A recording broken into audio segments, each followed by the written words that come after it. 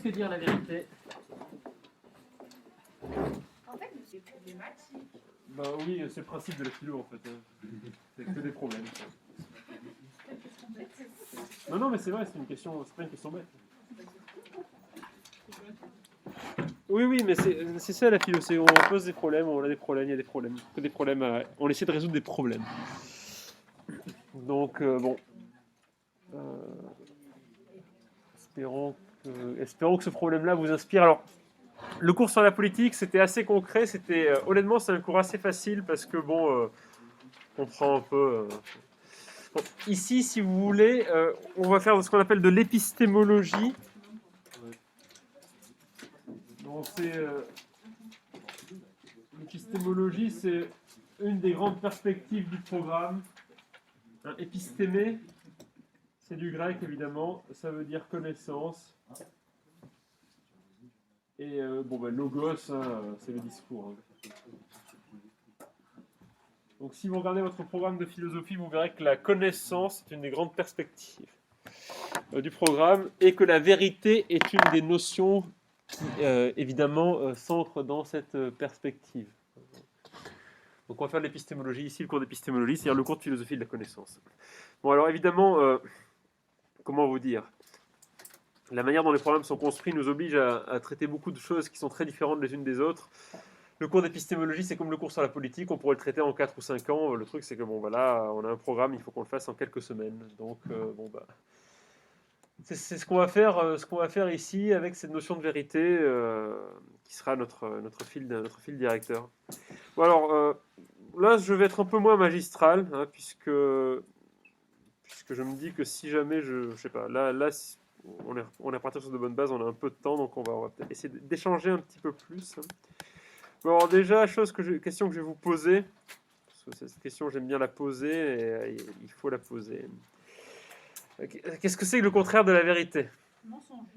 Voilà, merci. C'est pas ça. Donc ils m'ont dit la même chose ce matin en STMG. Donc oui, alors c'est un... Bah, ça va. Hein.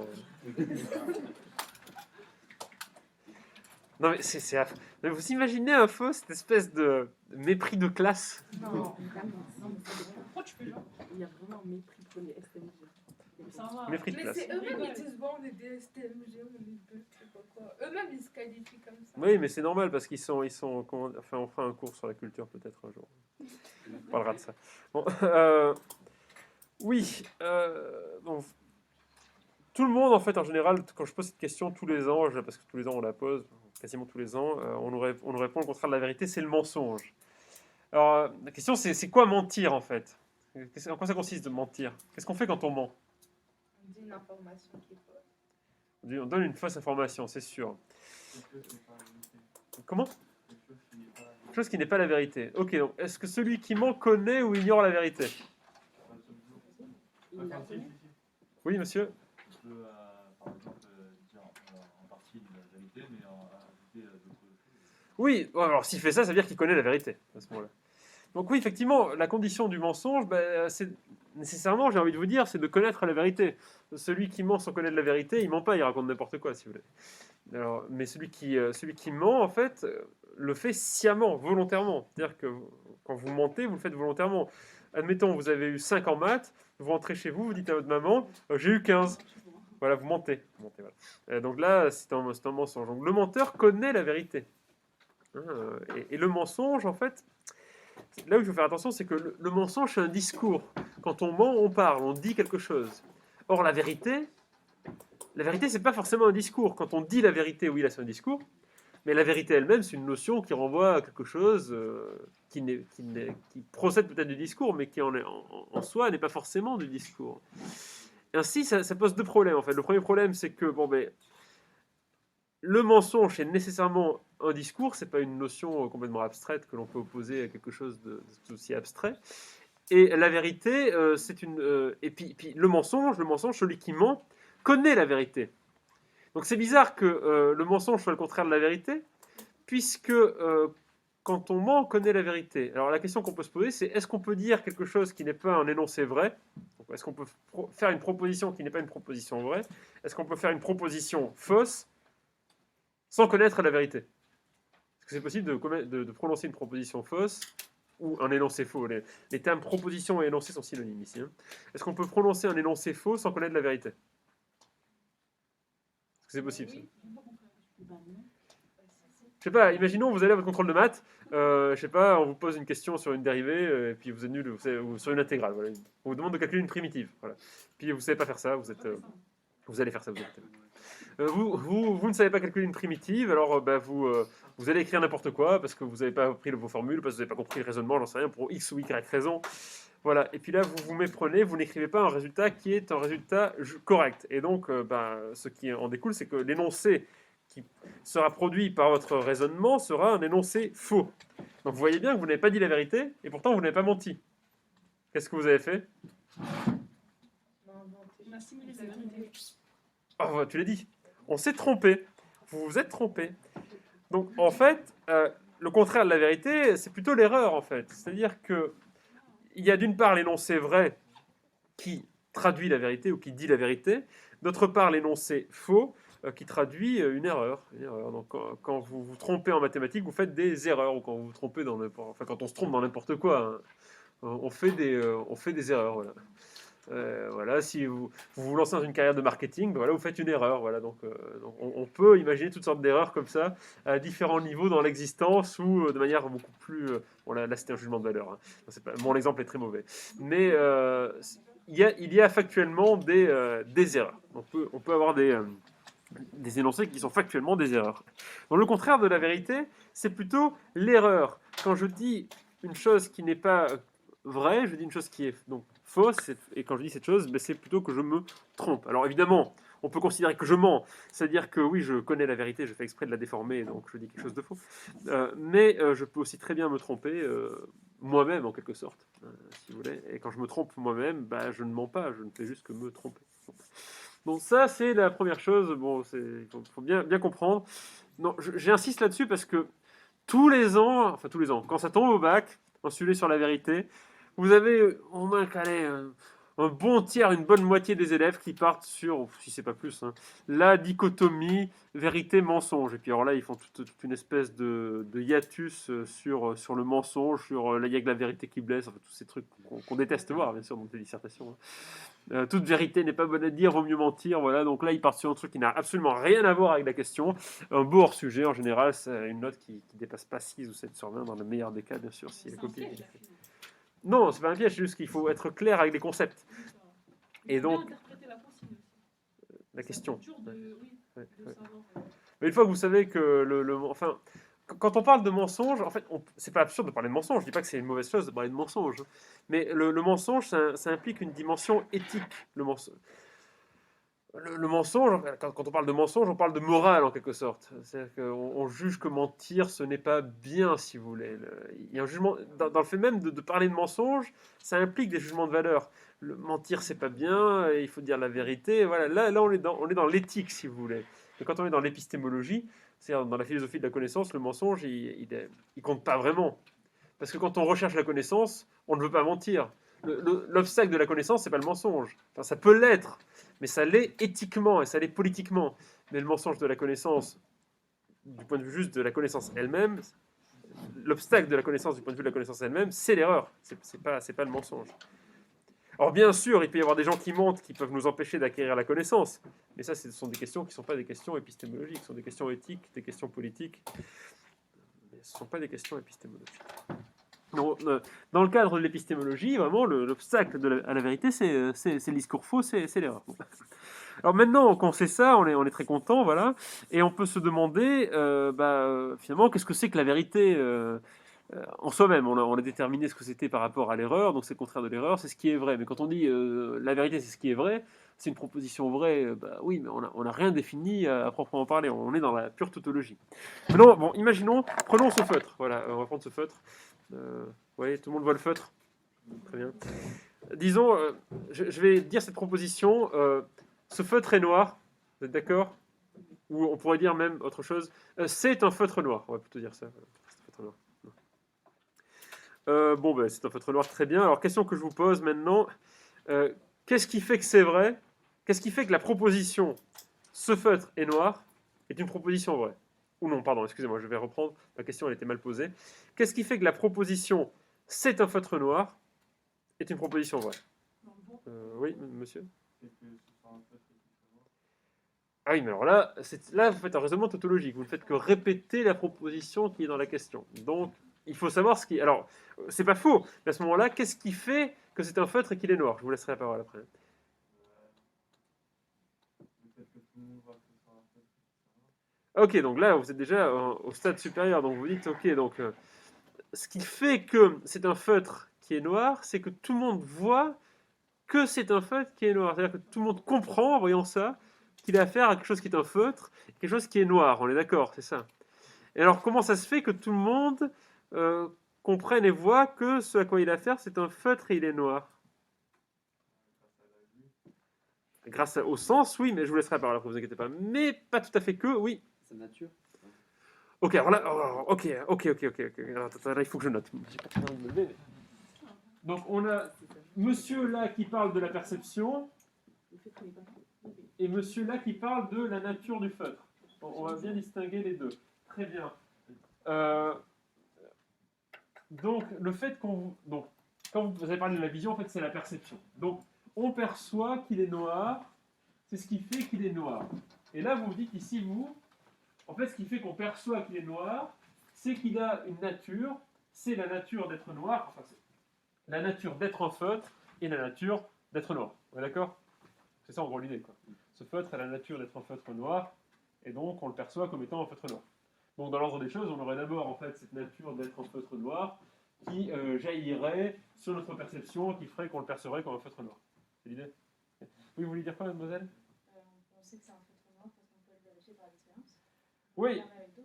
Oui. Alors effectivement, on peut le vérifier par l'expérience. Donc cette idée de l'expérience, elle rentre dans ce cadre-là de la perception. On va parler ici d'expérience sensible, en fait.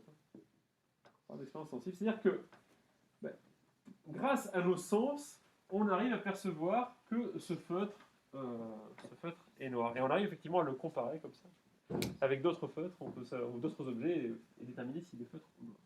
Enfin, s'il est feutre ou s'il est noir, ou s'il n'est pas feutre. Ok, bon, mais alors, on n'est pas tout à fait au bout quand même. Est-ce que l'expérience sensible se suffit à elle-même pour déterminer s'il s'agit d'un feutre noir? Ou est-ce qu'on n'ajoute pas quelque chose à l'expérience sensible qui fait que on sait que c'est un feutre noir? Oui, bah vous, peut-être. Parce qu'on sait que ça existe, les feutres noirs. Ah oui, mais alors, on revient toujours au même problème. Comment on sait que ça existe, un feutre noir? Oui, monsieur. C'est écrit sur le feutre aussi. Alors, c'est écrit sur le feutre, oui. Mais alors, on approche, mais peut-être, oui, allez-y. Parce que ça, à l'apparence, ça ressemble à un feutre. Oui, alors là, c'est ce que disait la demoiselle tout à l'heure, c'est que ça ressemble à un feutre, on le sait parce que par comparaison aux autres objets dont on sait qu'ils sont des feutres ou pas des feutres, en fait. Oui, vous voulez dire autre chose, peut-être? Mais le fait que c'est écrit, c'est peut-être la chose la plus, qui nous fait le plus avancer ici. C'est écrit que c'est un feutre noir. Donc, en fait, le feutre, il existe où, alors, quand il est écrit que c'est un feutre noir? Si j'écris feutre noir ici, qu'est-ce que c'est l'écriture? Enfin, ça appartient à quel ordre, feutre noir, quand c'est écrit? C'est général. Comment? Ouais, mais... Ah oui, non, mais c'est vrai que vous n'êtes pas habitué à faire de la philosophie. Peut-être que je vais vous donner la réponse ici. En fait, pour pouvoir désigner cette chose-là comme étant un feutre noir, il faut bien qu'on la désigne. Et avec quoi est-ce qu'on désigne les choses? Oui. Avec des mots, et les mots, ils appartiennent au...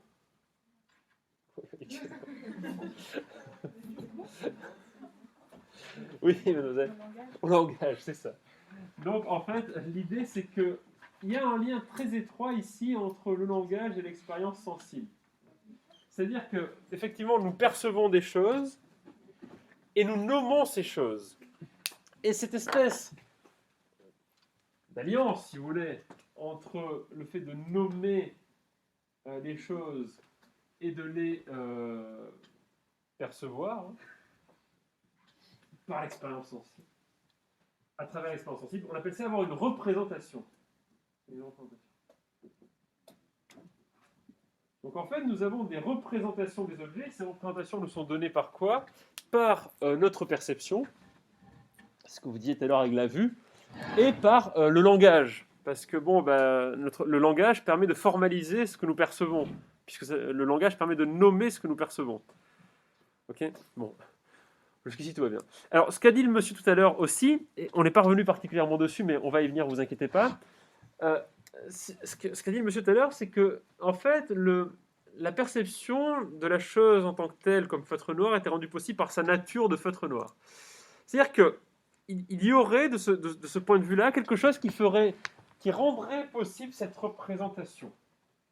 Donc, qui rendrait possible cette représentation. Et ce qui rendrait possible cette représentation, ce serait sa nature. Alors, on va lui donner un autre nom à cette nature, on va appeler ça la réalité ou le réel, si vous voulez. Réel ou réalité sont des mots synonymes. Et cette réalité, on va lui ajouter un adjectif, on va l'appeler métaphysique. Alors c'est bizarre parce que vous allez dire oui mais c'est sa nature, donc sa nature elle devrait être physique par définition, physique c'est bien la nature. Mais pourquoi est-ce qu'on va l'appeler métaphysique? Parce que c'est une convention, mais on considère que dès lors que, c'est une posture philosophique, dès lors qu'on considère qu'il existe une réalité indépendante du sujet et qui n'est pas connaissable par l'expérience sensible, alors on parle de réalisme métaphysique. Donc là on a bien affaire à une réalité métaphysique. Donc il y aurait une réalité comme ça, qui préexisterait au feutre, qui serait indépendante de nous, et qui donnerait au feutre sa réalité de feutre. Et qui donnerait non seulement au feutre sa réalité de feutre en tant qu'objet, mais comme il s'agit d'un feutre noir, n'oubliez pas, la propriété de la noirceur du feutre, la propriété noire, eh bien, aurait elle-même sa propre nature qui donnerait à être perçue et à être connue par nous, les êtres humains. Bon, jusque-là, tout va bien. Donc, vous inquiétez pas, je vais discuter après de toute façon. Donc, dans ce cadre ici, pour qu'on comprenne bien où on veut en venir, quand on dit quelque chose de vrai, un énoncé vrai, c'est un énoncé qui décrit la réalité des choses. Donc, un énoncé vrai, eh bien, c'est un énoncé qui parle de la réalité, qui rend compte de la réalité. Ce qu'on dit en général, c'est un énoncé qui est en adéquation avec le réel. Ce serait ça la vérité. Dire la vérité, ce serait en fait prononcer des énoncés qui sont en adéquation avec cette réalité indépendante de nous, bien sûr, métaphysique. Donc ce qui ferait que l'énoncé, ici en particulier, ce feutre est noir, ou c'est un feutre noir, mais tous les énoncés en général, ce qui ferait qu'ils sont vrais, eh bien c'est que justement ils seraient adéquats avec une réalité qui serait indépendante du sujet qui prononce ces énoncés. Là, ça paraît assez clair. Alors, bon, ça c'est la première manière de voir, sauf que vous allez voir qu'il y a un certain nombre de problèmes avec ça. Ça, on appelle ça le réalisme métaphysique. C'est-à-dire l'idée selon laquelle la vérité se définit par rapport en adéquation avec le réel. Voilà. Avec un réel qui serait indépendant de nous. Alors ça suppose quoi? Ça suppose que ce réel, il est connaissable, c'est-à-dire qu'on peut le connaître. C'est quand même pas rien. C'est-à-dire que le réel qui est indépendant de nous, on peut le connaître, puisque si on considère que la vérité, c'est ça. Et ça a des conséquences importantes en sciences. Alors, je ne sais pas s'il y a des scientifiques parmi vous, mais il y a des scientifiques parmi vous? Peut-être des gens qui font spé physique, des trucs comme ça. Voilà. Bon, ça a des conséquences en sciences. Le réalisme métaphysique, il prend une forme particulière en sciences, on appelle ça le réalisme scientifique. Alors, on rentrera dans le détail, ne vous inquiétez pas là-dessus. Le réalisme scientifique considère que les théories scientifiques sont de bonnes descriptions de la réalité. Alors, soit elles sont parfaitement adéquates, soit elles sont approximativement adéquates, mais en tout cas, elles tendent à décrire le réel tel qu'il est, indépendamment de nous, sujets qui sont des sujets de perception et qui connaissons le réel à travers l'expérience sensible. Bon, alors, voyons voir. Tout le monde connaît... revenons à notre feutre. Je prends le feutre et admettons, je le lâche. Qu'est-ce que vous prédisez? Qu'est-ce qui va se passer si je le lâche? Faites une prédiction. Oh, mais ça marche, il tombe. Le feutre tombe. Pourquoi le feutre tombe? À cause de la gravité. Donc on va dire que la cause de la chute, c'est la gravité, l'effet, c'est la chute. Ok, très bien. Mais alors, la gravité, c'est quoi? Phénomène physique. Mais c'est quoi précisément en physique? Oui, c'est une force. Qui c'est qui a trouvé cette idée, qui a eu cette idée fantastique? C'est Newton. Donc Newton, fin du XVIIe siècle, les Principia Mathematica, voilà. Les principes de mathématiques de la philosophie naturelle, donc qui qui postule que la gravité est une force. Très bien. Donc maintenant, voyons voir ce qu'on en fait. Donc, très longtemps, en réalité, les scientifiques ont cru que la gravité était une force. Ils l'ont cru longtemps. Et cette posture, en fait, elle est réaliste métaphysique. C'est-à-dire qu'on pense que si le feutre tombe, eh bien, c'est réellement parce qu'il y a une force de gravité qui s'applique à lui et qui le fait tomber. Et donc, cette force de gravité, ce qui est étonnant, c'est qu'on ne peut pas l'observer. Par aucun moyen. On n'a aucun moyen pour l'observer. En revanche, on a aucun moyen pour l'observer directement. En revanche, on peut faire des espèces d'observations indirectes parce qu'on peut observer ses effets. En plus, on peut faire des calculs et on peut faire des prédictions avec cet outil qu'est la force de gravité. Et ces prédictions sont parfois, dans un très grand nombre de cas en réalité, des prédictions exactes. Ou à peu près exactes, mais vous savez c'est la physique. Bon, alors, très bien. À partir de là, on se dit, si c'est le cas, c'est-à-dire si effectivement eh bien, la gravité est réellement une force, alors la théorie Newton est une théorie vraie au sens réaliste métaphysique. Donc, dans ce cas, le réalisme, ce qu'on appelle le réalisme scientifique, bien, est parfaitement raccord avec le réalisme métaphysique. Le réalisme scientifique ne dit qu'une chose, enfin, une chose plus particulière que le réalisme métaphysique en général, en fait, c'est que les théories scientifiques sont vraies. Ok, sauf qu'il y a un problème, c'est qu'aujourd'hui, on sait que la gravité, ce n'est pas une force, et on sait que la gravité, ça ne peut pas être une force. Alors ça, c'est quand même assez embêtant. C'est embêtant pourquoi? Parce que ça voudrait dire que une théorie qui fonctionne quand même hyper bien comme la théorie de Newton, eh bien, en dépit du fait qu'elle soit très très efficace pour un très grand nombre de choses, qu'elle fonctionne dans un très grand nombre de cas particuliers, eh bien, on sait qu'elle est fausse. Elle est fausse. Et donc, ça veut dire que cette théorie n'est pas du tout une bonne description du réel. En fait, aujourd'hui, ce qu'on croit, c'est que si les corps chutent, c'est parce qu'ils suivent les lignes d'espace-temps.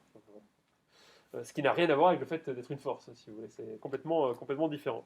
Alors, ça ne veut pas dire que si les corps chutent, c'est parce qu'ils suivent effectivement les lignes d'espace-temps. Ça, c'est une théorie qu'on a aujourd'hui.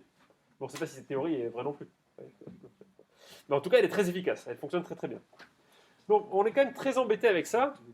Parce que, une fois qu'on sait qu'il y a des théories scientifiques qui peuvent être à la fois très efficaces et à la fois fausses du point de vue du réel lui-même, ça veut dire que peut-être que le réalisme métaphysique n'est pas une bonne approche pour comprendre ce que c'est que la vérité. Alors en science en particulier, on oppose aux réalistes les instrumentalistes, ce qu'on appelle l'instrumentalisme.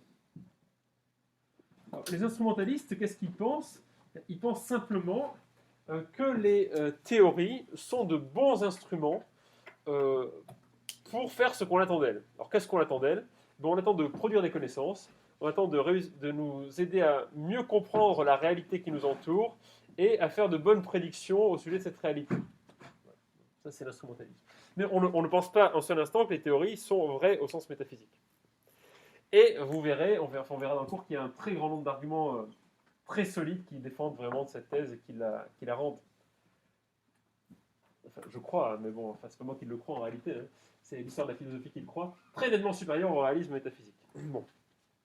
Alors ça nous amène à un dernier problème, c'est que si, en fait, le réalisme scientifique est très affaibli par l'instrumentalisme, bon, si finalement on a de bonnes raisons de croire qu'on a des difficultés à décrire la réalité telle qu'elle est indépendamment de nous, dès lors qu'on dépasse le lieu commun, hein, c'est-à-dire dès lors qu'on dépasse le oui, c'est un feutre noir, certes.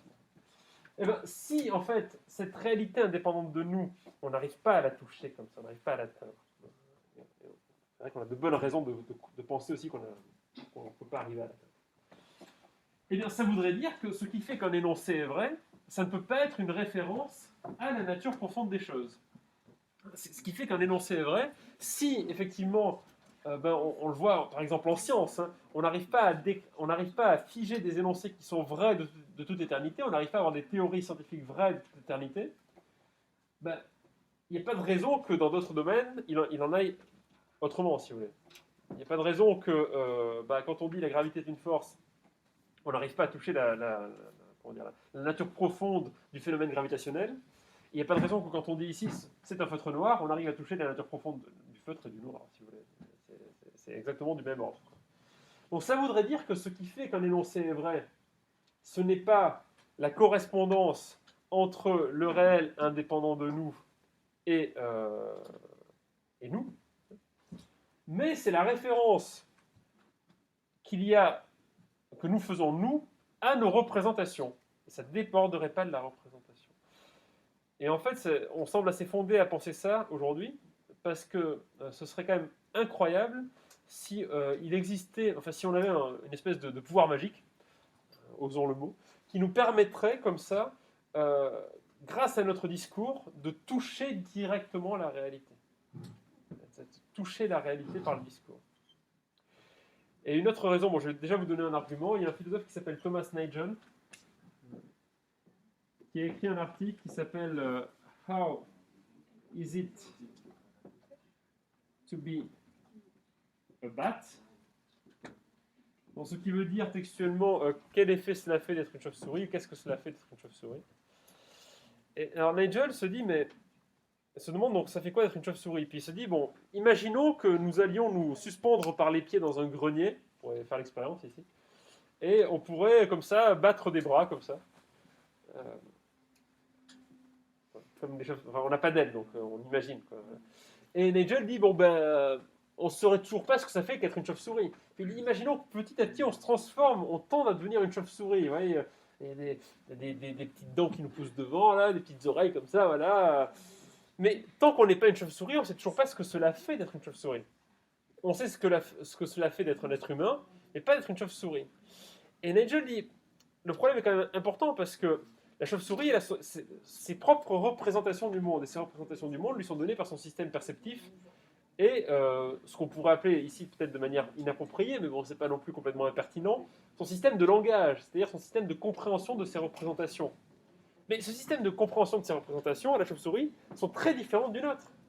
Pour la chauve-souris, le feutre noir, c'est peut-être complètement autre chose. Elle n'a peut-être aucune idée de ce que c'est que ce feutre noir. Il n'y a pas de relation entre cette chose-là que nous appelons un feutre noir, grâce par l'entremise d'une idée qui est l'idée du feutre et l'idée du noir, et la chauve-souris qui, elle, voyant ça, peut peut-être ne voit rien, on voit autre chose. En fait, on n'en sait rien de ce qu'elle voit, puisqu'on ne peut pas savoir ce que ça fait d'être une chauve-souris, puisqu'il faudrait qu'on ait les mêmes modes perceptifs que la chauve-souris. Et donc, ça voudrait dire que, pour qu'un énoncé soit vrai, ben, il n'a pas besoin d'être validé métaphysiquement parlant. Il ne peut être validé que représentationnellement parlant, c'est-à-dire dans le cadre de la représentation. Effectivement, je me représente ce feutre comme étant un feutre bleu, celui-ci. Eh bien, ce feutre est bleu, je le sais par convention, je sais ce que c'est que bleu, je sais ce que c'est que feutre, je sais ce que c'est qu'un feutre bleu, fin de l'histoire. On n'a plus besoin de la référence, si vous voulez, à la nature profonde des choses. En fait, cette question de qu'est-ce que la vérité, c'est la question de la référence. En fait, à quoi réfèrent les énoncés et qu'est-ce qui les rend vrais? Bon, en fait, ce qu'on verra, c'est grand 1, ce qui les rend vrais, c'est la nature de ces choses-là, donc leur nature métaphysique profonde. Grand 2, cette thèse-là pose des problèmes. Et grand 3, ce qui les rend vrais, c'est simplement la référence à la représentation. Vous avez compris? Pas trop abstrait. Après, c'est pas mal parce que les scientifiques, j'ai eu des années où je faisais ce cours et les terminales S devenaient comme des furies quand je leur disais que la théorie de Newton était fausse. Genre, mais ils ne me croyaient pas, quoi. Ils me disaient, mais vous avez fait des études de physique, peut-être? Mais ils se prennent pour qui Genre, c'est des experts en physique. C'est ce que je leur répondais, mais plus poliment, bien sûr. Non, mais je leur disais, voilà, vous avez une culture scientifique qui est celle qu'elle peut être en terminale S. Mais bon, après, évidemment, il n'y a pas un physicien au monde qui croit que la théorie de la gravité est vraie. Pas un, zéro, ça n'existe pas. Donc à partir de là... Donc tout ce qu'on étudie, c'est faux, en fait. Ben, c'est pas que c'est faux, c'est un peu plus compliqué que ça. La théorie de Newton, elle fonctionne hyper bien pour plein de raisons. On a envie, déjà un des avantages principaux de la théorie de Newton, c'est que c'est une théorie très simple. Donc, on préfère l'utiliser, même si elle est inexacte, on préfère l'utiliser plutôt que d'autres théories dans certains cas particuliers parce que elle fonctionne quand même très bien, si vous voulez. Mais oui, mais c'est pas grave en fait, si vous voulez que ce soit faux, ça nous permet quand même de comprendre le monde. Mais c'est un peu plus compliqué, vous allez voir. C'est toujours plus compliqué. Il y a toujours des problèmes en philosophie. Bon, alors, on note. Alors, je vais juste... Première phrase, il y a 2-3 premières phrases d'introduction à l'introduction. C'est très méta, tout ça. mais c'est pour éviter que vous commettiez des erreurs dramatiques et non pas des mensonges, du coup, vous avez compris. Alors vous notez, le contraire de la vérité, c'est l'erreur. Le contraire de la vérité, c'est l'erreur. Point.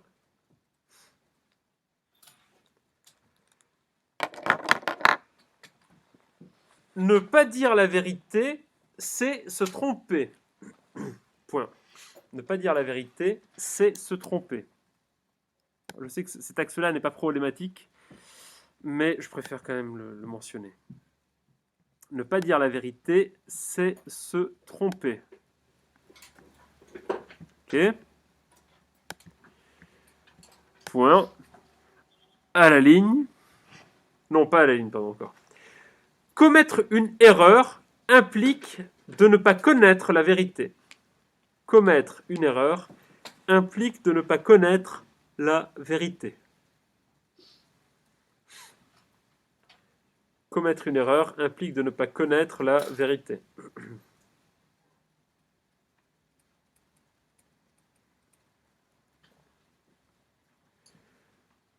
Point.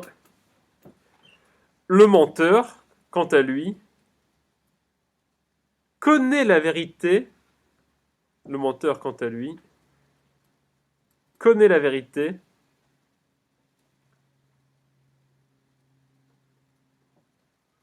mais ne la dit pas. C'était vraiment un préambule. Le menteur, quant à lui, connaît la vérité, mais ne la dit pas.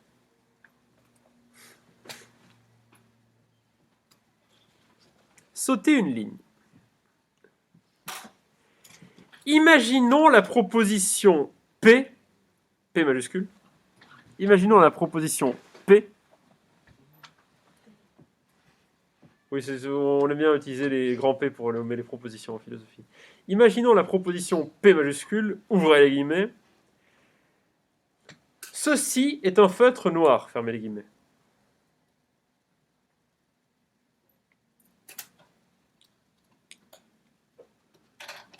Ceci est un feutre noir. Fermez les guillemets. Qu'est-ce qui fait que P est vrai? Point d'interrogation.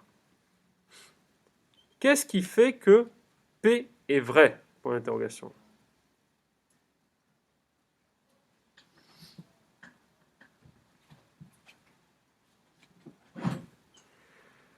En tant que sujet, le sujet c'est moi, le sujet c'est nous, hein, voilà. En tant que sujet, j'ai une représentation du feutre noir. En tant que sujet, j'ai une représentation du feutre noir.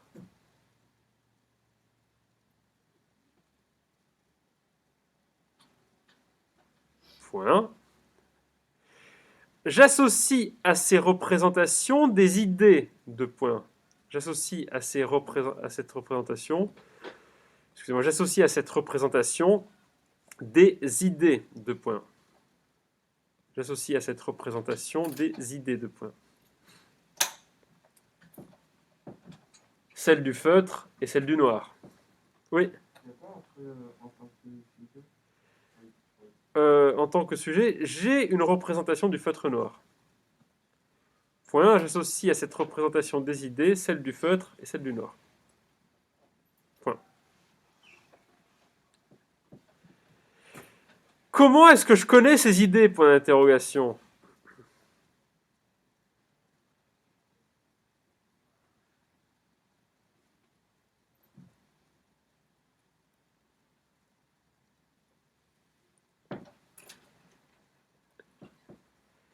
J'ai appris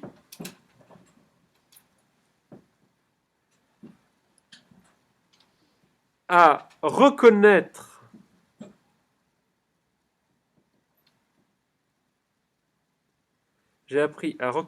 et à désigner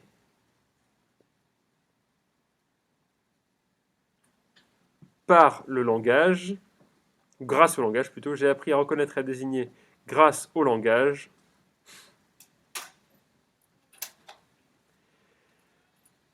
cette représentation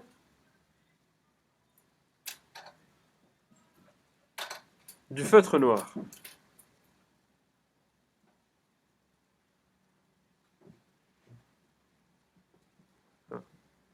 Point.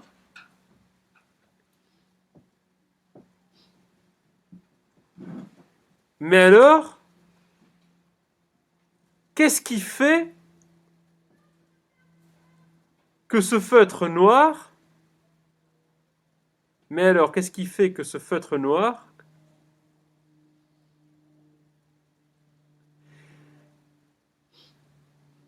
est à la fois feutre et noir? Point d'interrogation.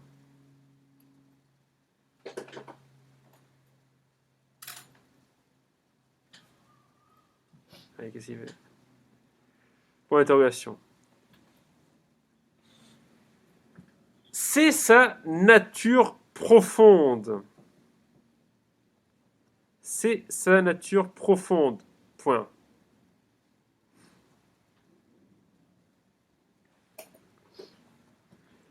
Il semble en effet aller de soi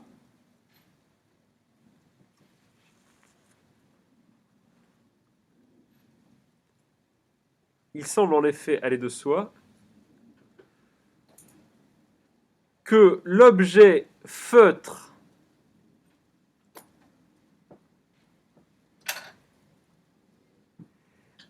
et la propriété noire, il semble en effet aller de soi que l'objet feutre et la propriété noire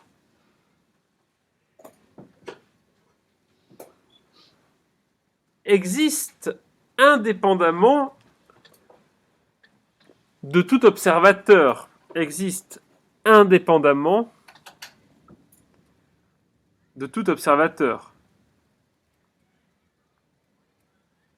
Point. On va arrêter d'écrire 1 minute. Bien préciser ça. Parce que je vois venir les gens qui ont lu Berkeley, il y en a beaucoup parmi vous, j'imagine, qui vont me dire oui, mais être, c'est être perçu, blablabla.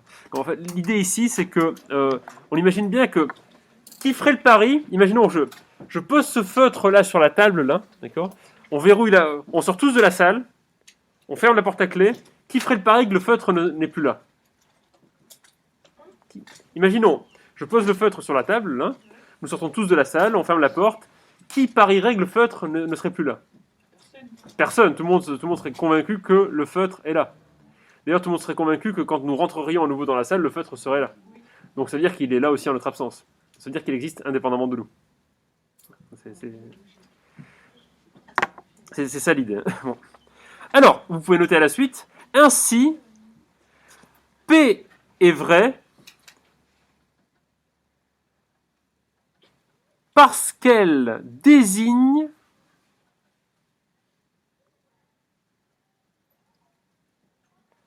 une réalité indépendante du sujet. Deux points.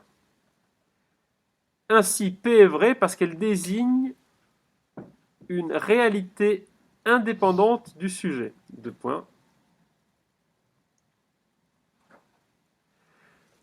P réfère aux choses elles-mêmes.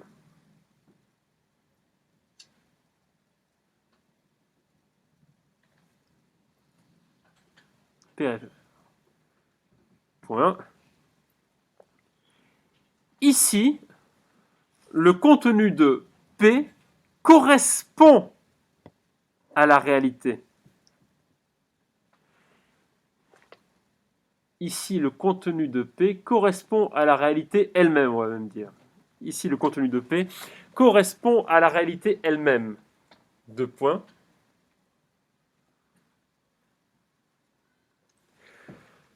On parle de vérité-correspondance.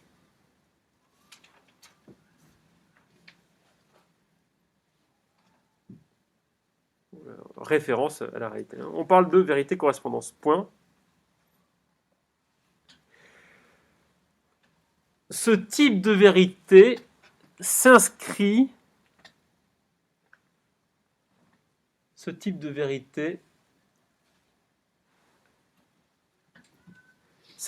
dans un, on peut noter en rouge, réalisme métaphysique. C'est la thèse principale. Hein. Première thèse. Ce type de vérité s'inscrit dans un réalisme métaphysique. Vous vous inquiétez pas, on a bien avancé dans l'introduction déjà. Point à la ligne. J'espère que vous n'avez pas cours d'histoire après, vous allez continuer à écrire. Vous avez fini la journée? Oh là là, tranquille. Ah, c'est vrai que c'est les demi-groupes demi-journée. Alors, vous notez à la ligne. En science, le réalisme métaphysique débouche sur le réalisme scientifique. En science, le réalisme métaphysique débouche sur le réalisme scientifique.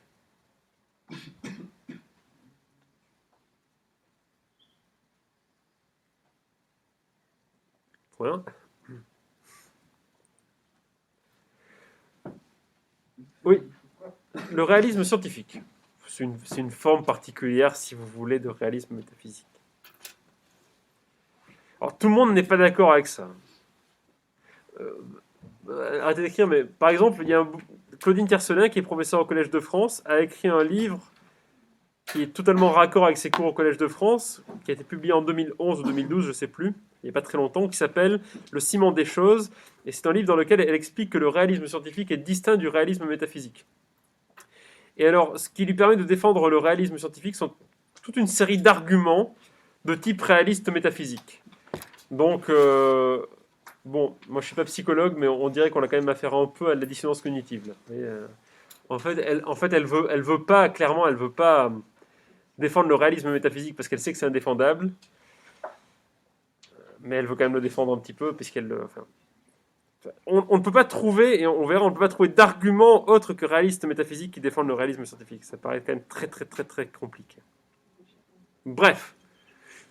Point, alors, à la suite. Le réalisme scientifique... Moi, je vous dis ça avec des pincettes, parce qu'on m'a dit il n'y a pas longtemps que ce que je disais au sujet de Claudine Tiercelin était pamphlétaire. Alors, il n'y avait pas d'argument derrière. Personne n'a pas donné d'argument. Il dit c'est... Tu comprends que Claudine, c'est une copine à moi, tu peux pas dire ça.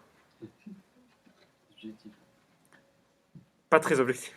Le réalisme scientifique postule que les théories scientifiques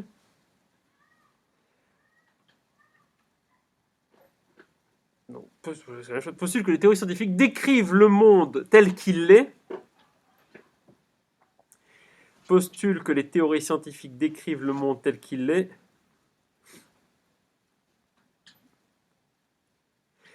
Indépendamment de nous,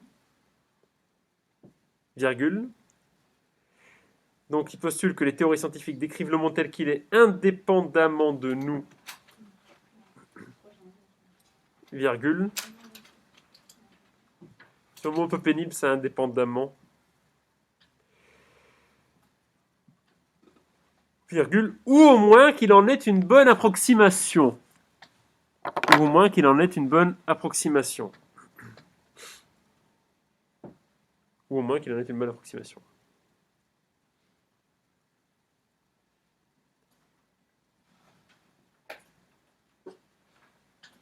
Point. Or, il y a là un problème.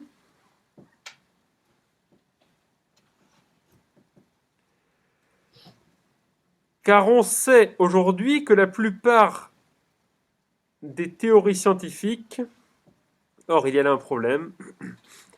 Car on sait aujourd'hui que la plupart des théories scientifiques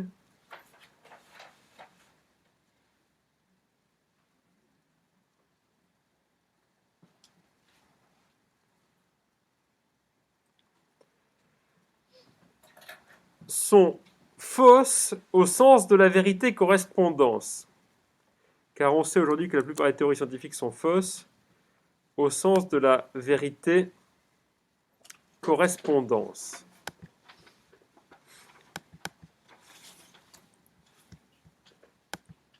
Point. Bon, là, vous pouvez le noter en rouge. L'instrumentalisme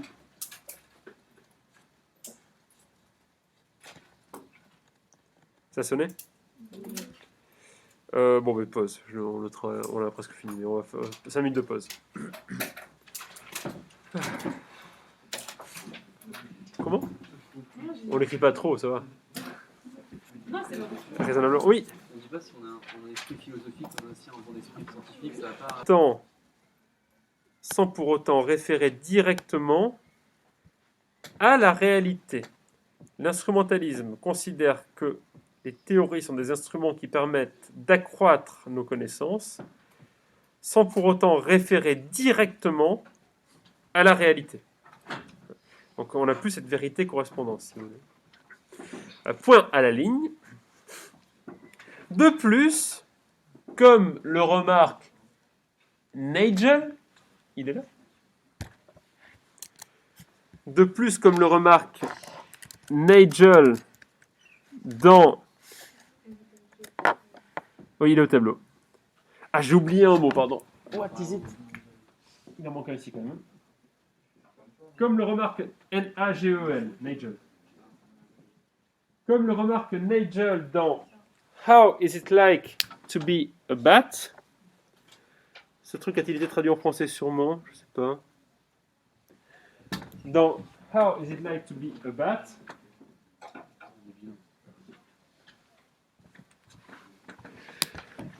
Vous le citez directement dans la langue de Nagel et puis voilà, il n'y aura pas d'histoire. Hein. Comme le remarque Nagel donc dans How is it like to be a bat? Donc quel effet cela fait d'être une chauve-souris? Nous ignorons ce que cela fait.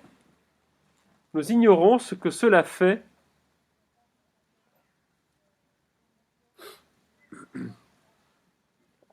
d'être autre chose que des êtres humains. Nous ignorons ce que cela fait d'être autre chose que des êtres humains.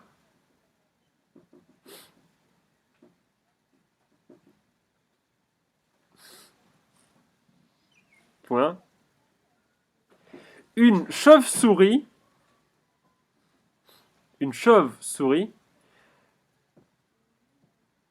ne connaît pas le monde comme nous le connaissons. Une chauve-souris ne connaît pas le monde comme nous le connaissons.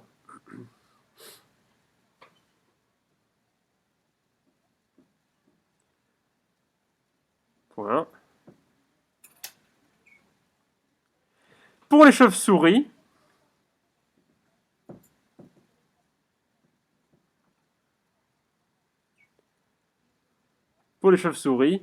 les feutres noirs ne sont certainement pas des feutres noirs. Pour les chauves-souris, les feutres noirs ne sont certainement pas des feutres noirs. 2 points.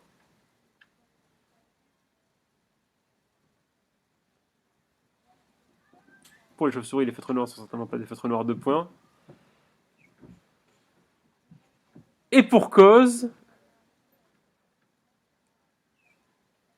elles n'ont pas la même représentation du monde que nous. Et pour cause, elles n'ont pas la même représentation du monde que nous.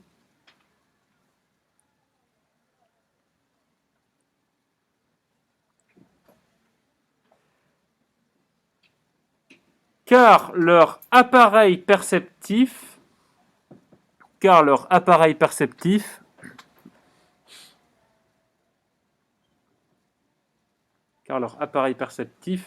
la perception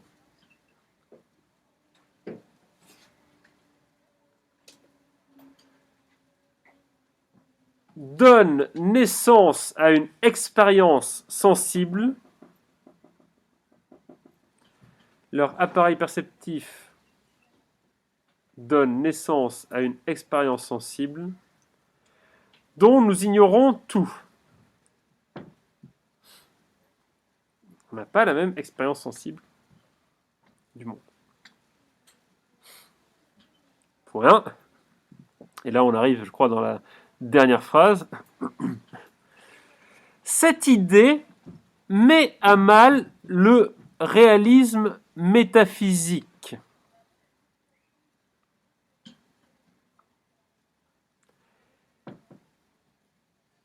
Cette idée met à mal le réalisme métaphysique puisqu'on peut imaginer d'autres formes d'intelligence, puisqu'on peut imaginer d'autres formes d'intelligence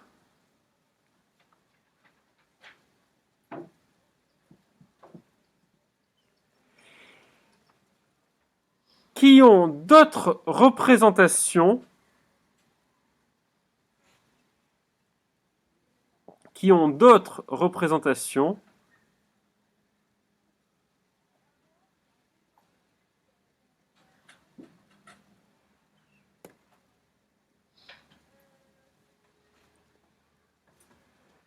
et donc d'autres formes de connaissance et vérité. Oui. D'autres formes de représentation et donc d'autres formes de connaissance et de vérité.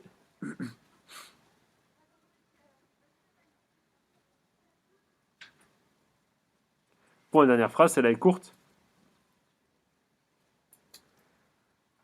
Dans ce cadre, la vérité semble dépendre des représentations.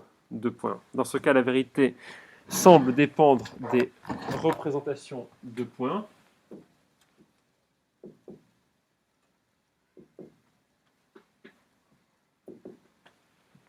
C'est la thèse de la, vous pouvez mettre en rouge, ce sera le grand 3, c'est la thèse de la phénoménologie. Enfin, de la phénoménologie contemporaine. C'est la thèse de la phénoménologie. C'est au tableau. Phénomenologie. C'est la thèse de la phénoménologie. La phénoménologie contemporaine. C'est pas très clair chez vous, ça. Comment ? Vraiment contemporaine, du coup. Non, on précisera dans le grand 3. Voilà, on a fini l'introduction.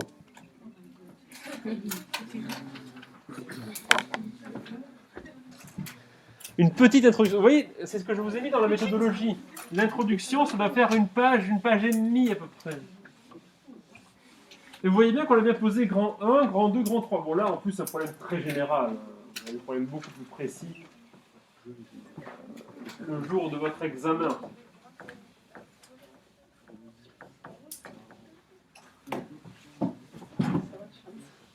Alors, grand 1. Réalisme métaphysique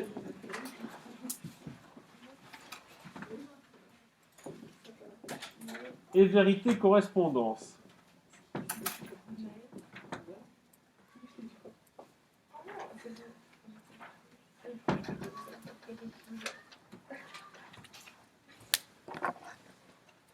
Bon, je fais un truc que j'aime pas trop faire, mais je vais quand même le faire parce que ce sera plus clair pour vous. 1.1, on va appeler ça l'allégorie de la caverne, même si bon. Nous sommes de retour chez les Grecs. C'est pas que ça me fait plaisir, hein, mais bon, c'est que on sait, il n'y a pas, soi-disant, il n'y a pas d'incontournable, si vous voulez, mais c'est un peu hypocrite de le dire parce qu'on sait qu'au bout du compte, il y a quand même des incontournables. Si vous arrivez au concours du CAPES ou de l'agrégation et que vous n'avez jamais entendu parler de Platon, même si vous connaissez tout le reste, vous serez jugé très négativement. Ça voudrait dire qu'il y aurait des incontournables. Ah oui, ça c'est Platon, République.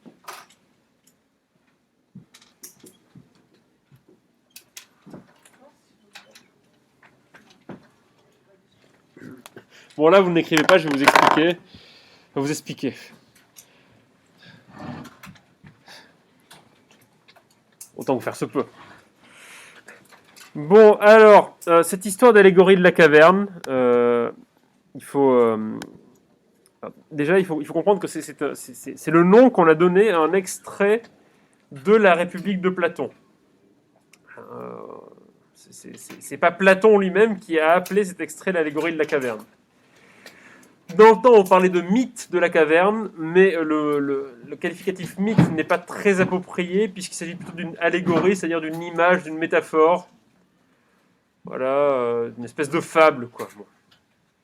Alors, il faut essayer de comprendre pourquoi Platon parle de ça. Platon essaie de définir ce que c'est que la vérité, ce que c'est que la réalité, et pourquoi il essaie de définir ce que sont la réalité et la vérité. Parce que, rappelez-vous que dans la République, son objectif, c'est de déterminer qui est légitime pour gouverner. Celui qui est légitime pour gouverner, c'est le sage. Celui qui est sage, c'est celui qui connaît l'idée du bien. C'est celui qui connaît la réalité profonde et fondamentale des choses, la réalité métaphysique des choses. Et cette réalité, eh bien, elle est effectivement d'ordre métaphysique. Et Platon s'y attaque et essaie de déterminer comment on y accède, en fait. Où est-ce qu'elle se trouve? Alors, vous connaissez l'histoire ou pas? Alors, ceux qui la connaissent, ben, vous allez l'entendre à nouveau. Ceux qui la connaissent pas, je vais vous la raconter. Excusez-moi. Donc, oui, 3 prisonniers se trouvent au fond d'une caverne. Jusque-là, tout va bien. Ils sont attachés, pieds et mains liés.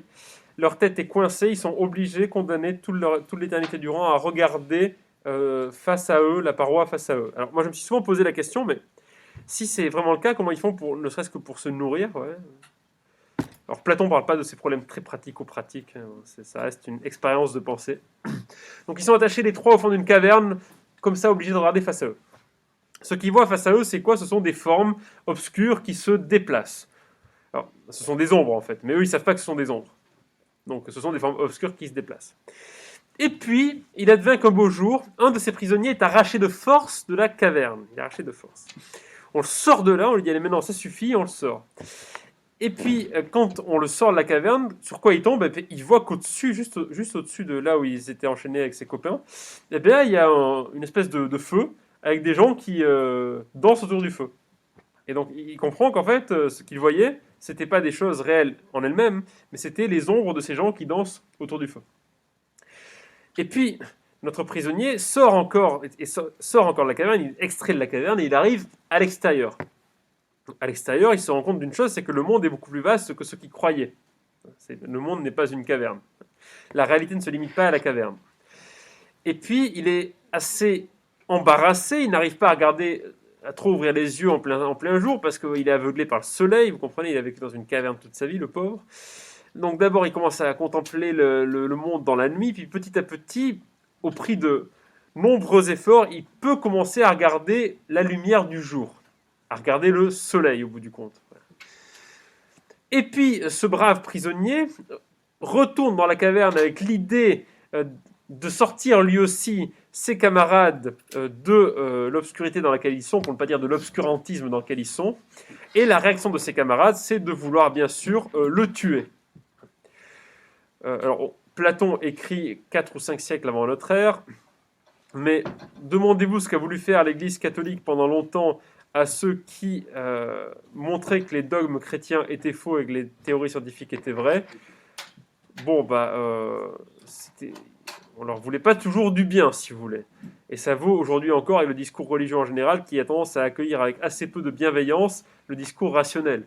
Ça vaut aussi pour le discours politique. Enfin, ça vaut pour tous les discours irrationnels en général, d'ailleurs. En fait, c'est l'idée selon laquelle, vous savez, quand vous êtes enfermé dans des préjugés, c'est pas agréable d'être bousculé dans nos préjugés. C'est pas agréable. Donc, on s'accroche à nos préjugés et la vérité n'a pas trop d'importance ici. Bon, mais ça, c'est secondaire. Ce qui est important dans cette histoire de la caverne, c'est de comprendre qu'en fait, la caverne, elle symbolise quoi? Elle symbolise le monde matériel. En fait, elle symbolise notre monde à nous, le monde physique. Nous sommes dans la caverne. Et tout ce que nous percevons par l'entremise de nos sens, donc toute l'expérience sensible que nous faisons, eh bien, c'est une expérience qui est ancrée dans un monde d'apparence. Et ce monde d'apparence, ce n'est pas le monde de la réalité. Rappelez-vous, on est chez Platon. Ce qui est réel, c'est Dieu. Ce sont les dieux. Et les dieux, qu'est-ce qu'ils génèrent? Ils génèrent des idées. Ces idées sont réelles. Et ce sont ces idées réelles qui donnent la forme aux objets matériels. Mais ces idées sont métaphysiques. Donc, pour Platon, la caverne, en fait, c'est le monde sensible. Et puis, quand on commence à sortir de la caverne, on se rend compte que il y a autre chose que ce que l'on croyait. Il y a autre chose. Mais on se rend compte d'une chose aussi, c'est que une fois donc on est sorti, donc on a été extrait de la caverne, on se rend compte que les ombres, en fait, que les formes obscures qui se déplacent sur la paroi sont des ombres. On arrive à comprendre pourquoi ces formes obscures apparaissent. Mais là encore, on n'est pas encore dans la réalité totale. Il faut encore qu'on sorte, qu'on s'extrait de la caverne. Puis quand on est dans la nuit, on n'est pas encore dans le réel. En fait, il n'y a qu'à partir du moment où on commence à pouvoir contempler le soleil, quand on commence à approcher de la réalité fondamentale des choses. Mais on ne sait même pas si quand on est en dehors de la caverne, on est vraiment dans la réalité des choses. On est à la recherche de la réalité. On est à la recherche de cette réalité, mais on ne sait pas si on y est vraiment. Et donc c'est l'idée selon laquelle, en fait, pour connaître cette réalité fondamentale, il faut se détacher de nos conditions matérielles, il faut la chercher dans le monde intelligible. La réalité fondamentale, elle est dans le monde intelligible, c'est-à-dire dans le monde des idées. Pour Platon, bien sûr. Et finalement, ce qui est vrai, eh bien, c'est ce qui est justement adéquat avec cette réalité fondamentale. La vérité, elle se détermine absolument par rapport à une réalité métaphysique fondamentale, indépendante du sujet. Elle est à l'extérieur de la caverne. Dans la caverne, il n'y a pas de vérité. Dans la caverne, il y a des contingences, si vous voulez. Mais la vérité, elle obéit à une nécessité. La nécessité d'être en adéquation avec ce qui la rend vraie. C'est-à-dire la référence aux choses telles qu'elles sont. Voilà, donc c'est ça l'idée de Platon. C'est que le réel auquel nous avons affaire n'est qu'une illusion. Nous sommes dans la caverne. Le monde matériel, en fait, c'est un monde d'illusion. Bon, désolé de vous l'apprendre, mais vous allez tous les jours au lycée de Sartrouville, au lycée Évariste Galois, mais vous n'avez jamais vu le lycée Évariste Galois. Vous avez une représentation du truc, vous êtes dans un monde d'apparence, d'illusion, mais le lycée lui-même, vous ne le voyez pas. Bon, pour voir le lycée lui-même, il faudrait que vous ayez accès à l'idée du lycée, et à partir de là, vous pourriez tenir un discours absolument vrai au sujet de ce lycée. Mais sinon, c'est peine perdue, si vous voulez. Bon, là, on est typiquement dans le réalisme métaphysique, l'idée selon laquelle il y a une réalité indépendante du sujet qui existe, qui préexiste au sujet. Cette réalité donne ses propriétés au sujet. Elle est rendue connaissable au sujet par le moyen de la perception, d'une part, et surtout par le moyen de la spéculation et de l'intelligence, d'autre part. D'accord ? Gardez bien en mémoire que Platon, c'est peut-être la plus grande faiblesse de cette théorie, c'est que ce qui sous-tend cette théorie, c'est l'hypothèse de l'existence des dieux et de la connaissance de la volonté des dieux par Platon. Or, le problème, évidemment, c'est que d'une part, on ne sait pas si Dieu ou les dieux existent vraiment, et d'autre part, si jamais c'était le cas, on n'aurait aucun moyen de vérifier que Platon sait vraiment ce que veut Dieu ou ce que veulent les dieux. Donc à partir de là, toute cette théorie, bon, c'est quand même bien gentil, mais c'est pas tout à fait vérifiable, si vous voulez. C'est de la spéculation. Il y a de la théologie là derrière, si vous voulez. Il y a de la théologie. Et puis, à partir de cette hypothèse théologique, on découle le raisonnement rationnel et logique de la philosophie. Mais ce raisonnement rationnel n'a plus de valeur sans l'hypothèse théologique. Vous comprenez bien que dès lors que vous supprimez la nécessité d'avoir des entités métaphysiques qui préexistent aux êtres humains, vous supprimez cette théorie de Platon. C'est d'ailleurs une des objections principales qu'on peut lui faire. Bon, alors, on y va, on va écrire un petit peu, mais rassurez-vous, ce ne sera pas beaucoup. Un petit peu. Alors, Platon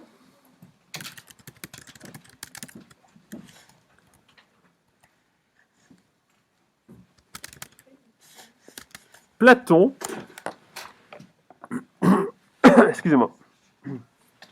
Platon, au début du livre 7 de la République, c'est le tout début, Platon, au début du livre 7 de la République,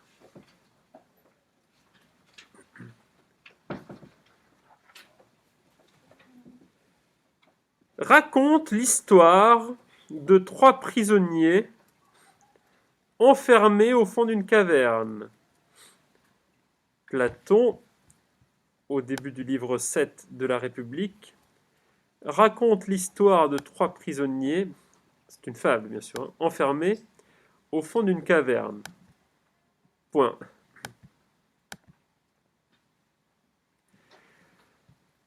Tout ce qu'ils voient et ce qu'ils connaissent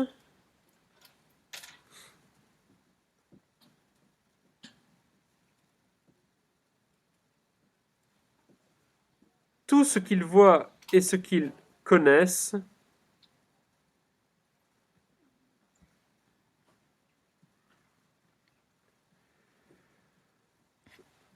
sont des formes obscures projetées sur la paroi qui leur fait face. Tout ce qu'ils voient et ce qu'ils connaissent sont des formes obscures projetées sur la paroi qui leur fait face.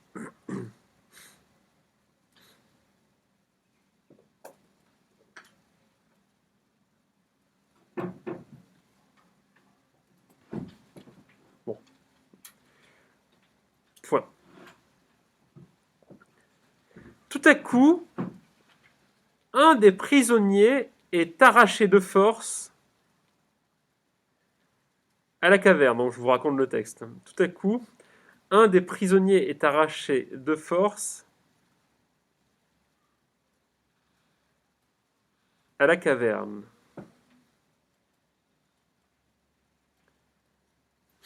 Point.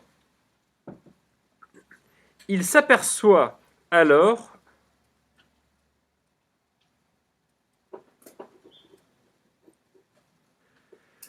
que les formes obscures, sont en réalité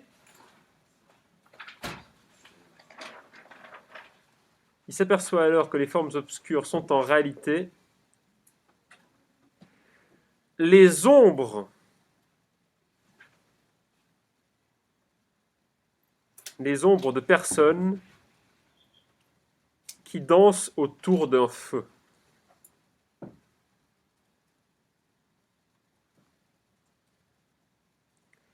S'aperçoit donc que ces formes obscures sont en réalité des ombres qui dansent, des personnes qui dansent autour d'un feu. Enfin, elles sont générées par des personnes qui dansent autour d'un feu. Bien sûr. Hein. Point. Puis, une fois à l'extérieur,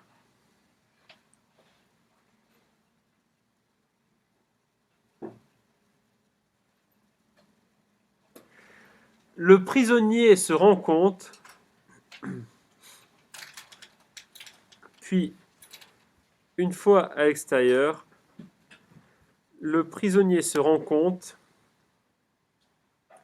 que la réalité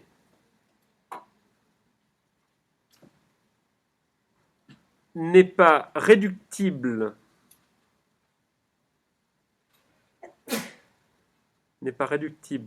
ni à la caverne,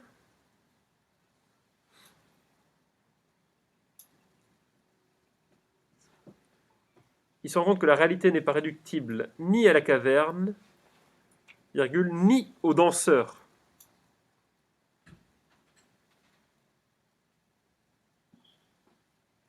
Point. Ce n'est qu'après plusieurs jours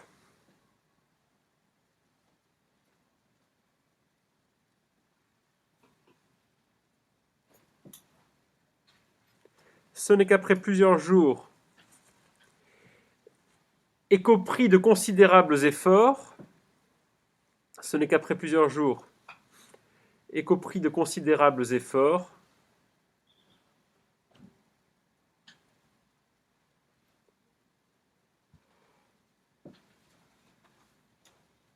qu'il peut contempler la lumière du soleil.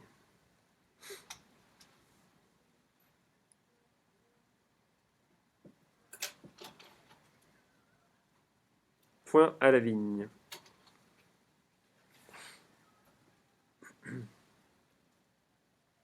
Alors bien sûr, si vous mentionnez l'allégorie de la caverne dans une dissertation, vous ne serez pas obligé de restituer tout ce que je vous ai donné là. Jusque-là, je vous le donne pour que vous le connaissiez. En revanche, là, ce qu'on va dire maintenant, là, ça, il faudra le restituer. Donc, à la ligne.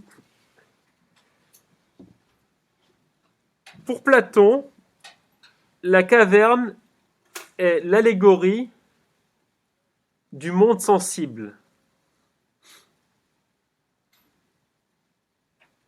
Pour Platon, la caverne est l'allégorie du monde sensible. Point. La réalité est au-delà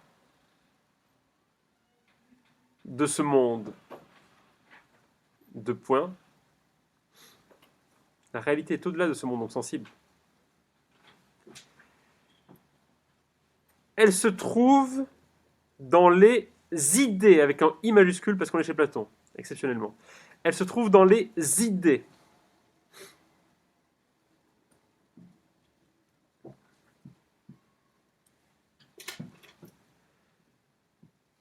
Virgule. Et n'est accessible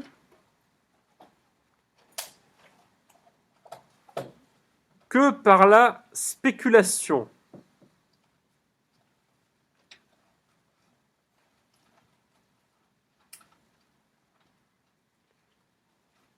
Point. Platon considère en effet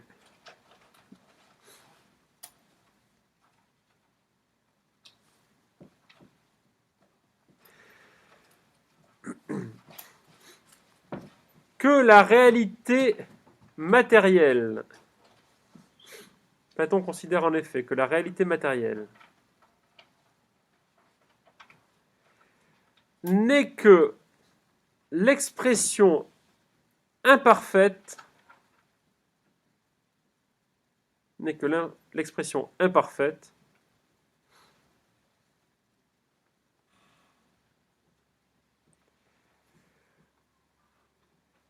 d'une réalité idéale et métaphysique, d'une réalité idéale et métaphysique,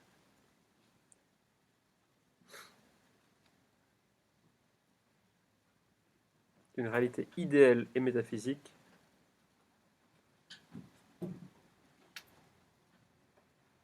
virgule, immuable et parfaite.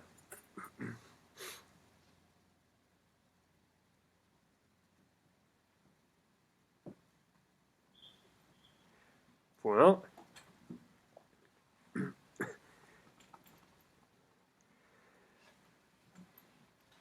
Un énoncé vrai dans ce cadre,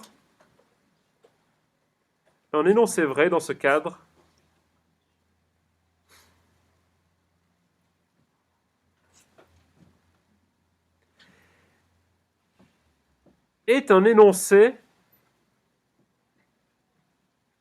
qui parle de la réalité fondamentale des choses, virgule, qui parle de la réalité fondamentale des choses, virgule,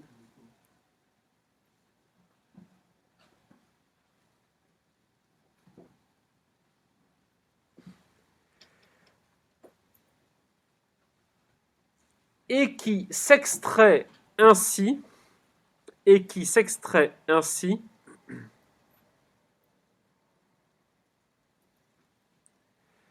de la contingence de la matière, ou des contingences de la matière, et qui s'extrait ainsi des contingences de la matière.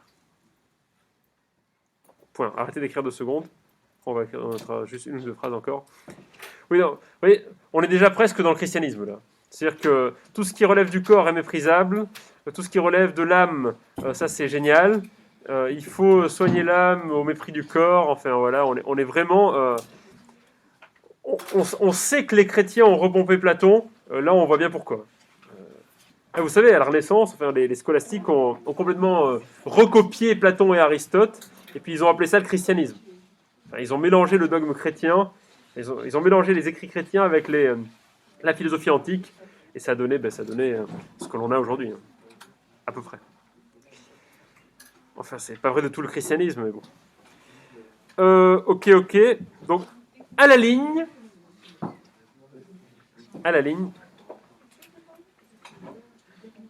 On peut objecter à Platon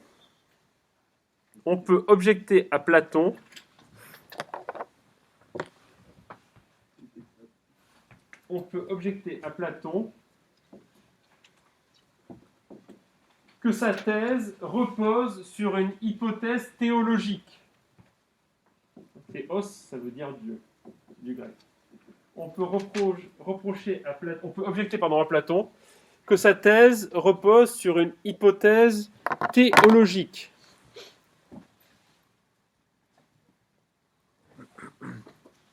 Point. En effet, si on doute de l'existence de Dieu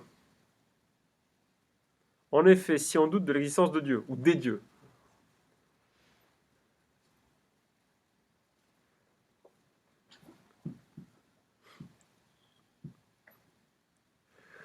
ou de l'interprétation qu'en fait Platon. C'est un peu comme Dieu et la religion, c'est bien différent, quoi. C'est-à-dire que, imaginez que Dieu existe, demandez-vous s'il serait d'accord avec la religion, quoi. C'est pas sûr non plus. C'est pas sûr qu'il soit d'accord avec Platon non plus.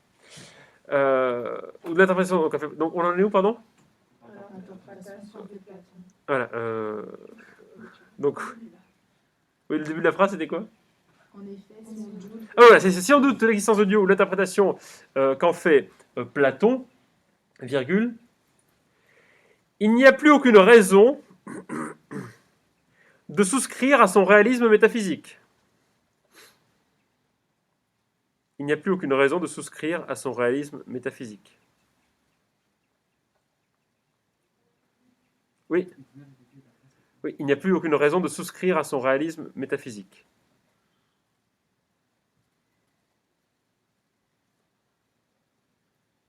Voilà.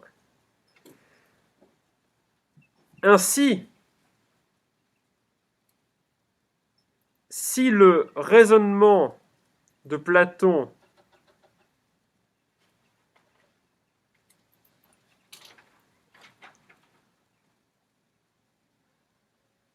est cohérent avec ses prémices, ces hypothèses, hein, si le raisonnement de Platon est cohérent avec ses prémices, donc Dieu existe, la réalité est idéale, si le raisonnement de Platon est cohérent avec ses prémices, PR, E accent aigu, I 2 S, E S, rien ne garantit que les prémices soient vraies.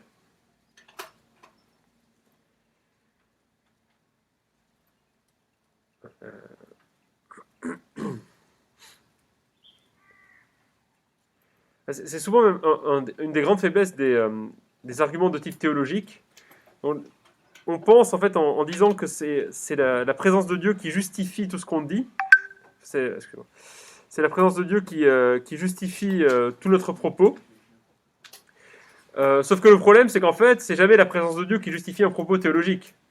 C'est l'utilisation qu'en fait celui qui fait référence à Dieu dans son discours qui justifie le propos théologique.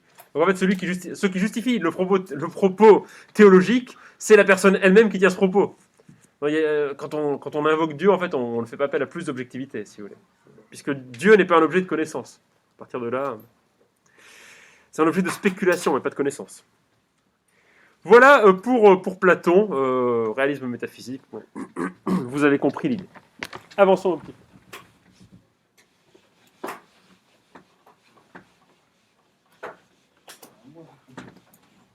Alors, sans transition, hein.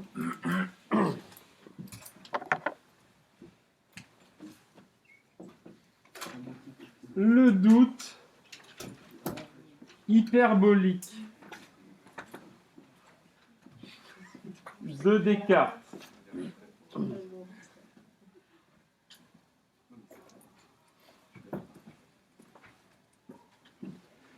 On peut tout expliquer en invoquant Dieu. C'est un peu facile, si vous voulez.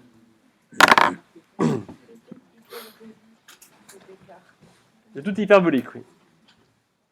C'est pas René. C'est René, oui. C'est vrai. Ce bon vieux René.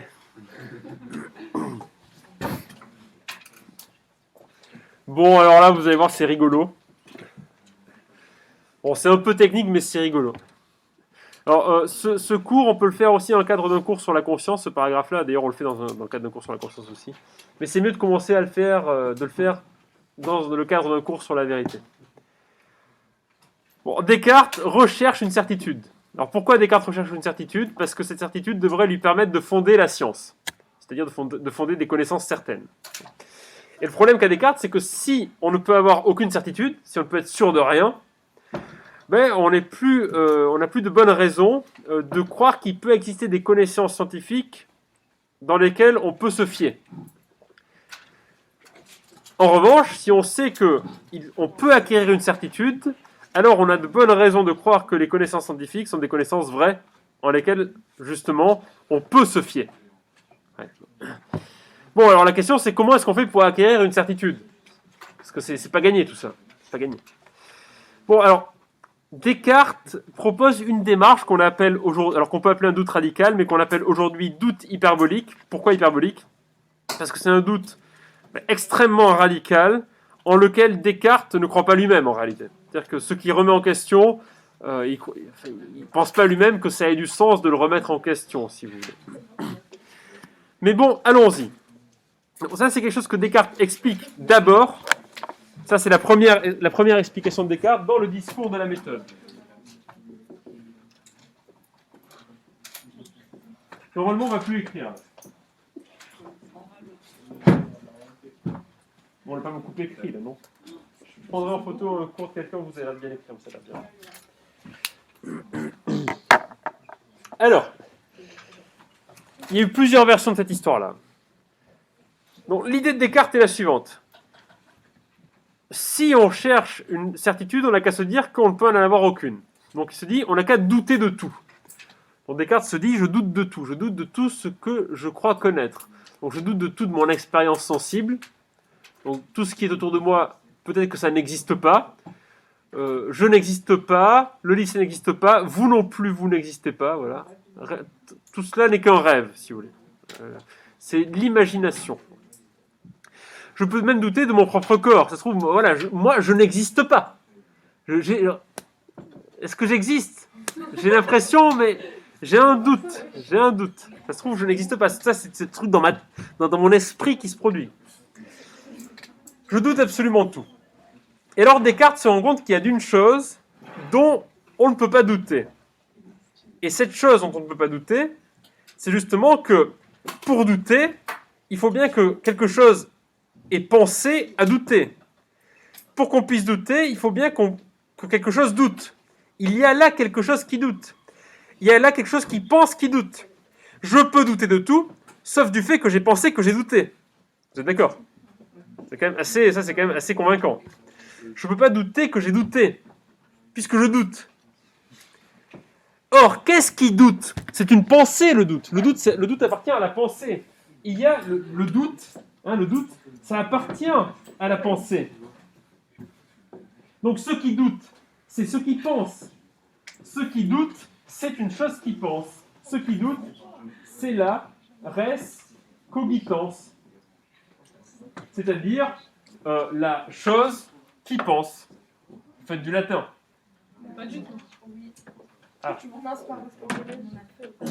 pas Le bon vieux temps. Dommage que vous ayez arrêté. Donc, la res cogitans, c'est la chose qui pense. Bon.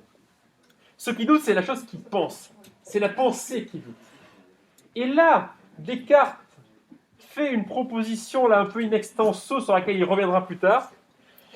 Il dit voilà, il y a quelque chose qui pense, et cette chose qui pense, c'est quoi? C'est moi. D'où cette fameuse idée de Descartes. Tout le monde connaît cette phrase 100 fois, 1000 fois rebattue, cogito ergo sum.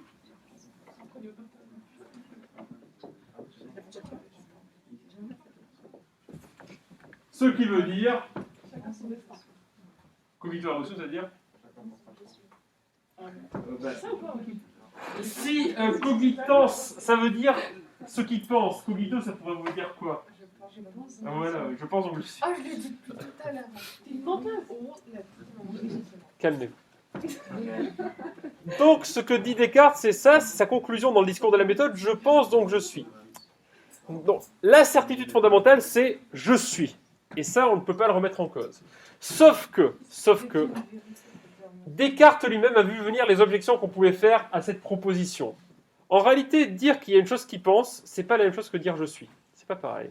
Parce qu'on ne peut pas inférer d'une pensée ponctuelle la permanence d'un être qui existe à travers le temps, comme ça, indépendamment de cette pensée. Donc, dans les méditations métaphysiques, au début de la deuxième méditation, Descartes revient là-dessus. Il repart sur son doute hyperbolique, et sa conclusion n'est pas la même. Il dit « Je suis, j'existe, cette proposition est vraie à chaque fois que je la prononce ou que je la conçois en mon esprit. » Donc c'est quand même beaucoup plus tempéré que je pense, donc je suis. Je suis, existe, cette proposition est vraie, dans la proposition est vraie. À chaque fois que je la pense, à chaque fois pendant que je la prononce ou que je la conçois en mon esprit. Ça veut dire qu'elle n'est pas vraie en dehors des moments où je la prononce ou je la conçois en mon esprit. Donc on ne sait pas si elle est vraie. Bon, donc, on a une certitude, c'est qu'il y a la chose pensante. Alors, d'une manière radicale, comme dans le discours de la méthode, ou d'une manière plus nuancée, comme dans les méditations métaphysiques. Mais en réalité, on va voir que ce truc-là, même si ça semble en fait valider l'idée selon laquelle la vérité est de nature métaphysique avant tout. Pourquoi ? Parce que ce qui est vrai, ce qui permet de fonder la vérité, c'est la connaissance d'une entité métaphysique qui est la chose qui pense. Eh bien, on va voir que cet argument cartésien, il a quand même déjà, il a quelques lacunes, et puis il produit un très très grand nombre de problèmes. Alors, on pourrait les prendre dans différents ordres, on va commencer par là. La res cogitans, vous l'aurez compris, la chose qui pense, c'est ni plus ni moins que l'âme. C'est l'âme. Donc, on peut douter du corps, mais on ne peut pas douter de l'existence de l'âme. Et ça, Descartes a toute une espèce de discours là-dessus. C'est-à-dire que, dans une lettre qu'il écrit au père Mélan, il explique la chose suivante. Il dit, voilà, mais ce qui constitue mon identité, ça ne peut pas être mon corps, parce que mon corps est en perpétuelle transformation. Je ne suis pas le même que j'étais il y a une minute, que j'étais quand j'étais enfant, etc., et que je serai à l'avenir. Mon corps change, mon corps n'a pas d'identité propre. Ce qui fait que je suis toujours ce que je suis, c'est justement mon âme, qui constitue mon identité parce qu'elle est éternelle. Et donc, on voit que on revient ici dans un argument théologique. On s'approche d'un argument théologique. Pourquoi ? Parce que, pour justifier l'existence de l'âme, on a besoin de justifier l'existence d'entités métaphysiques qui donnent naissance aux âmes, qui organisent les âmes, qui permettent aux âmes d'exister, je ne sais quoi. En fait, on a peut-être besoin de postuler l'existence de Dieu aussi.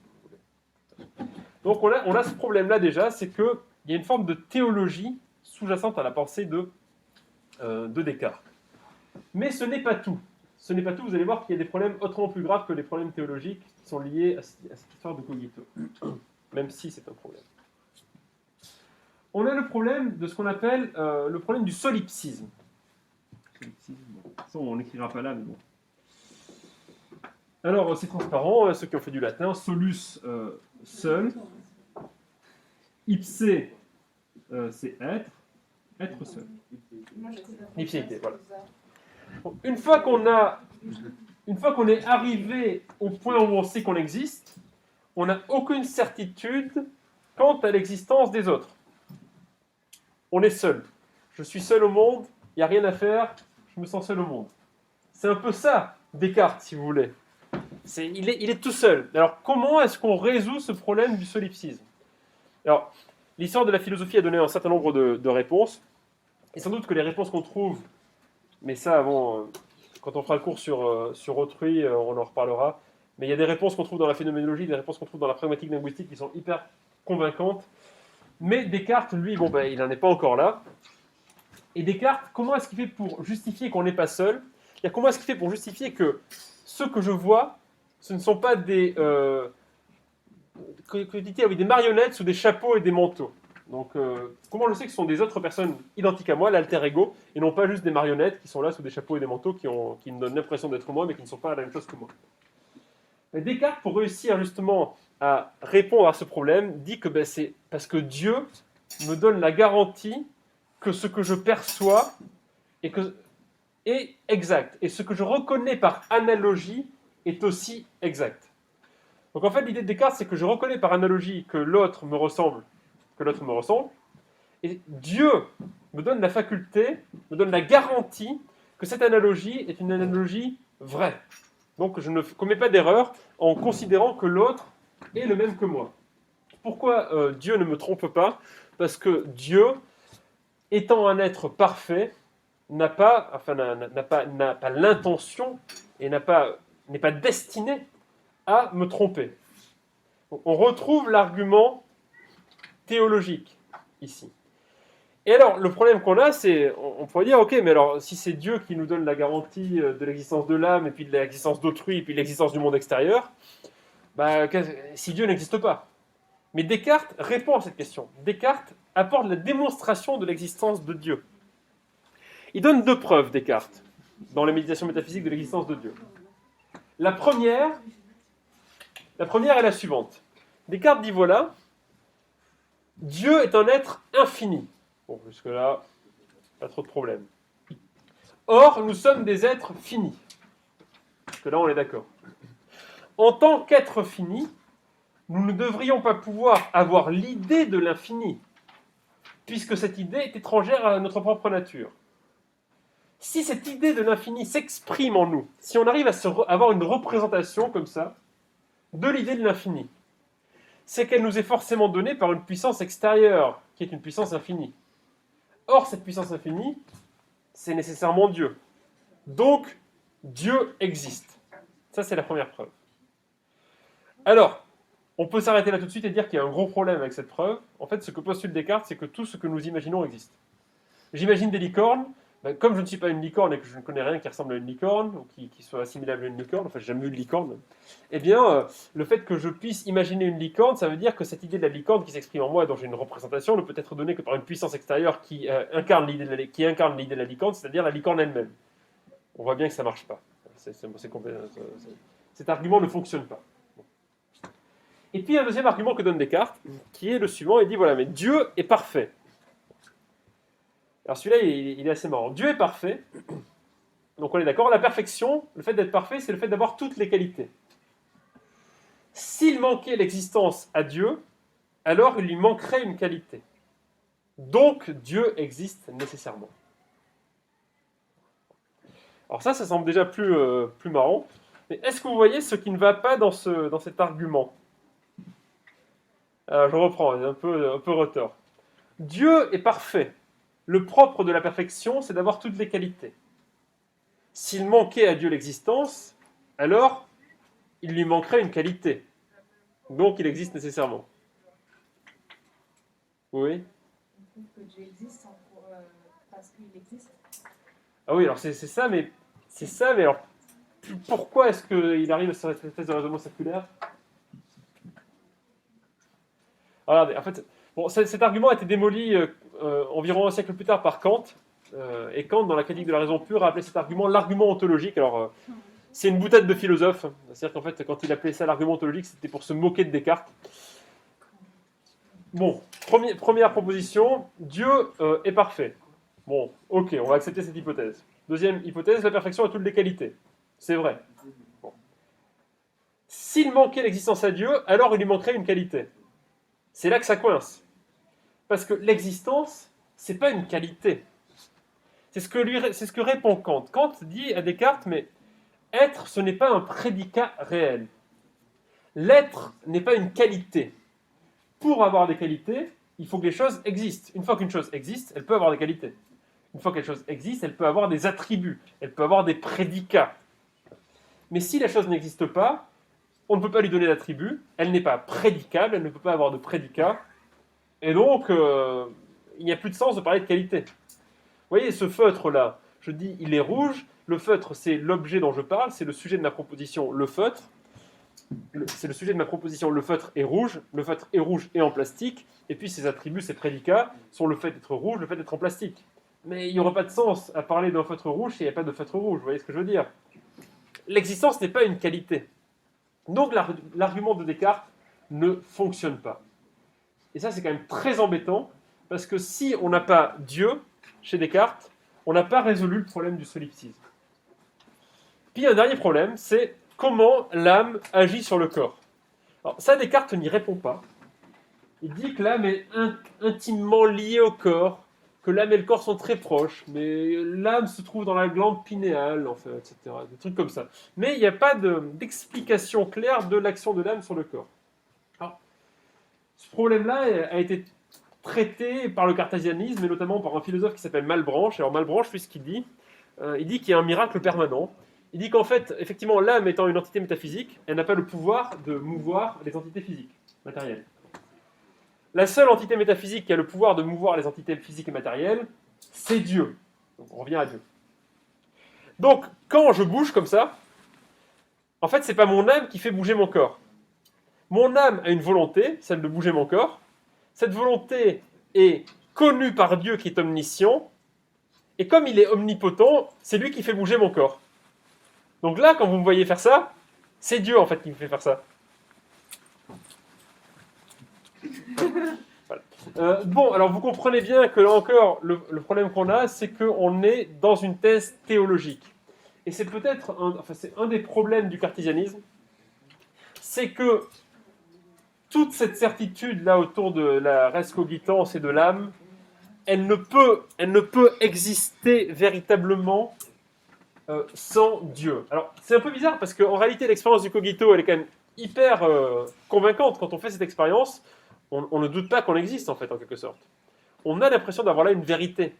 Le problème c'est que donner à cette vérité un caractère métaphysique, c'est-à-dire un caractère qui dépasse la simple expérience que l'on peut faire, la simple expérience immédiate que l'on peut faire du cogito, c'est un peu compliqué. Puis surtout, inférer l'existence de choses métaphysiques à partir de cette expérience-là, on pourrait supposer que la pensée est produite, je ne sais pas, par des molécules, ou qu'elle est parfaitement contingente. Enfin, vous voyez. Enfin bref, donc on a l'impression d'avoir résolu le problème, mais on l'a toujours pas résolu. On n'a toujours pas trouvé de vérité de vérité correspondance qui soit absolument fondamentalement justifiée et rationnellement justifiée. Mais bon, ça les enfants, on dictera la prochaine fois. Bon, ça sonne dans 2 minutes, je vous libère.